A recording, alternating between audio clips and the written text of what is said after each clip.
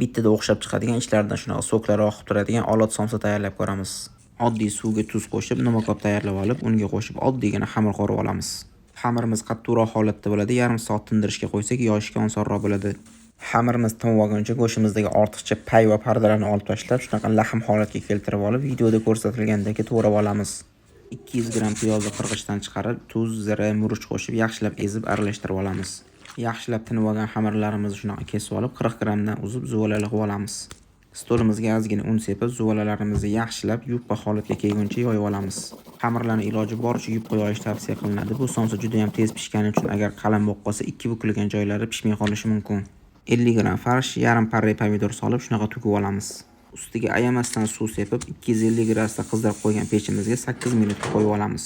Pechimizni o'rtasidan olib, eng tepa qismiga qo'yib, yana 5 minut davomida usti qizarguncha pishirib olamiz. Somsalarimiz yaltirab turishi uchun chiqish bilan ustiga shunaqa sariyog' surib olamiz. Ishlatilgan barcha mahsulotlarning gramlarini video ostidan topishingiz mumkin.